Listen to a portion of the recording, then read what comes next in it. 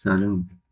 اگه دانشجو یا دانش آموزی و میخوای رشته مهندسی کامپیوتر رو به عنوان رشته تحصیلیت انتخاب کنی، این ویدیو برای توه. توی این ویدیو قراره که جزئیات کاربردی و تجربیات 16 ساله خودم رو از انتخاب رشته مهندسی کامپیوتر یا مهندسی فناوری اطلاعات بهت بگم. پس اگه هنوز انتخابت رو نکردی، این ویدیو میتونه راهنمای خوبی برای شما باشه. خب، چرا من رشته کامپیوتر رو انتخاب کردم؟ واقعیتش همینجوری. یعنی چی؟ سال 88 بعد از اینکه توی کنکور قبول شدم، رتبه من یه رتبه متوسط بود و یه لیستی رو تهیه کردم برای انتخاب رشته. بین همه اون رشته ها خودم دوست داشتم رشته مکانیک قبول بشم، ولی رشته کامپیوتر رو آوردم. حالا چرا میخواستم رشته مکانیک قبول بشم؟ چون یه علت ساده، چون از اسمش خوشم میومد، با کلاس بود. فکر میکردم حتی این مکانیک به مکانیک ماشین مربوط میشه و بعدها متوجه شدم که من که قرار بود رشته مکانیک رو اگه قبول میشدم باید کلا مکانیک سیارات و گازها رو من میخوندم و در مورد رشته کامپیوتر هیچ اطلاعی نداشتم.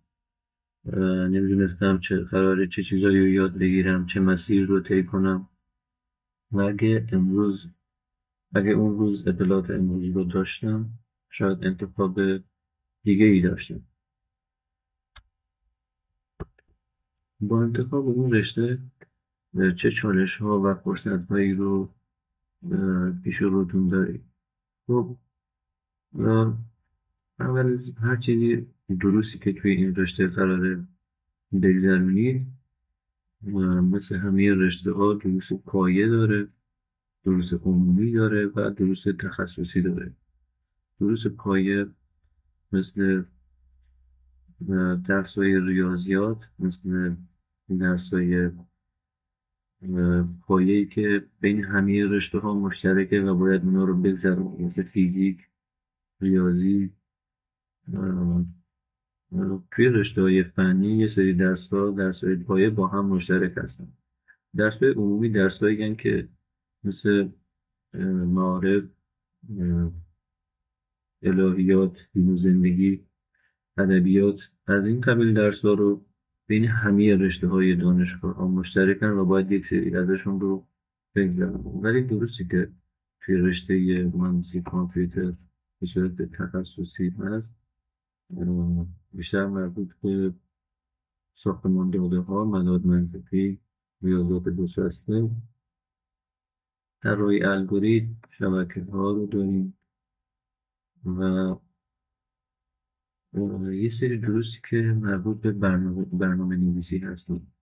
توی رشته مهندسی کامپیوتر از ترم اول تا ترم آخر مجبورید که بشینید پای کامپیوتر و برنامه نویسی رو بگیرید. یکی از کارهایی که توی این رشته باید به صورت فنی و عملی انجام بدید برنامه نویسی با زبانهای مختلف. برنامه نویسی ارتباط مستقیمی داره با حل مسئله. یعنی باید ذهنی داشته باشید که بتونید مسائل مختلف رو تحلیل کنید و براشون راه حل‌های الگوریتمیک پیدا بکنید. این رشته شما باید زیادی فکر میکنید. برای مثال، برای حل مسائل مختلف برنامه نویسی و پیدا کردن راه حل‌های بهینه و درست، مدام باید تمرکز کنید، فکر کنید، تحلیل کنید.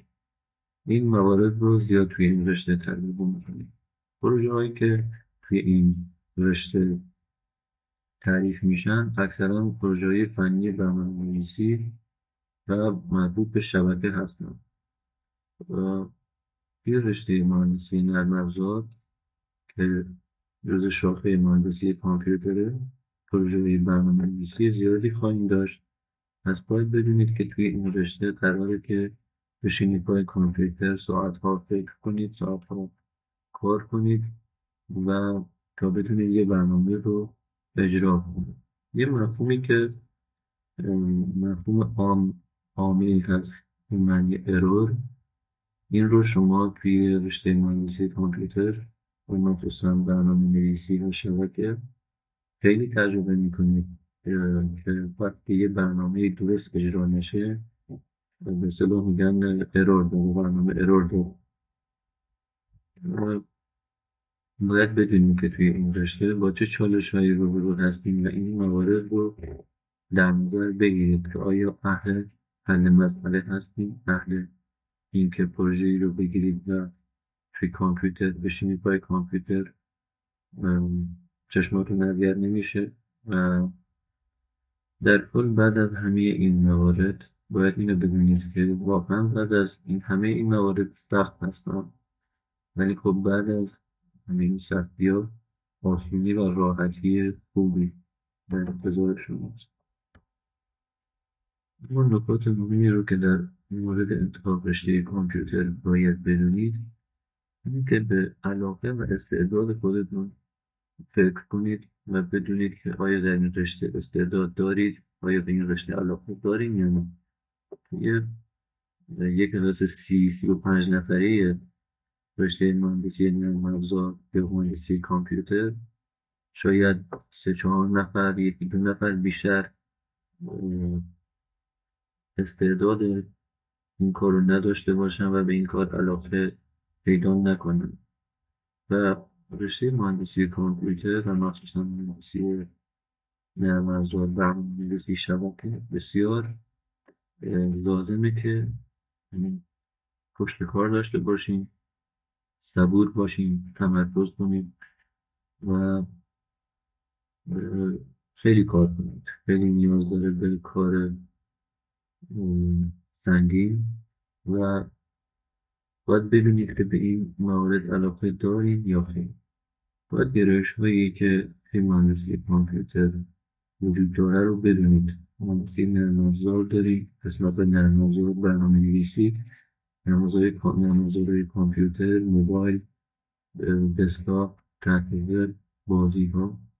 سخت افزار رو بدونید که یکی از گرایش هاست هوش مصنوعی، شبکه‌های کامپیوتری، داده‌کاوی، IoT و گرایش‌ها و گرایش‌های مختلف این رشته رو بدونید، چون که قرار شما در آینده توی یکی از این مسیرها کارتون رو ادامه بدید.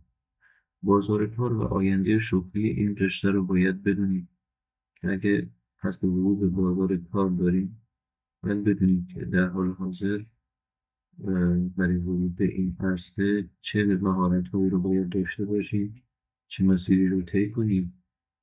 این همشون خیلی مهمه. توصیه من اینه که واقعا از این شاخه به این شاخه نپرید. یکی از مشکلاتی که توی این رشته وجود داره خب چون تنوع زیادی برای توی زیر شاخه هاش هست و همشون هم یه جورایی وسوسه انگیزن. از این شاخه به اون شاخه هیچ وقت نباید برید. در عوض باید یک مسیری رو تا آخر برید که بدونید به عنوان خبره آیتی یا نرم‌افزار یا مهندس کامپیوتر شناخته بشید. و اینم بگم که همیشه فرصت از صفر شروع کردن رو نداریم. رشته مهندسی کامپیوتر مثل همه چیزهای دیگه توی زندگی توی دوران نوجوانی و جوانی میتونید با انرژی بیشتری روش کار کنید، ولی خب نمیشه که 5-6 سال توی یکی از گرایشاش فعالیت کرد بعد دوباره بریم که دسته توی یه گرایش دیگه بخوایم موفق بشیم. خیلی سخته این کار و خیلی طاقت هست.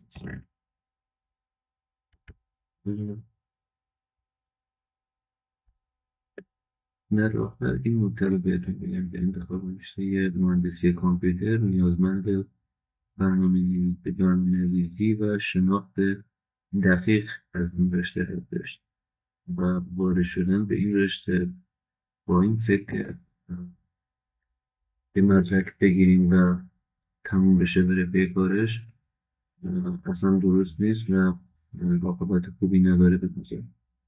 اگر از این ویدیو خوشتون اومد این ویدیو رو لایک کنید و پیجمون رو سابسکرایب کنید و اگر نظر خاصی رو دارید و می‌خواید ویدیو خاصی در مورد این رشته رو براتون بذارم حتما توی کامنت ها رو بنویسید. ممنون.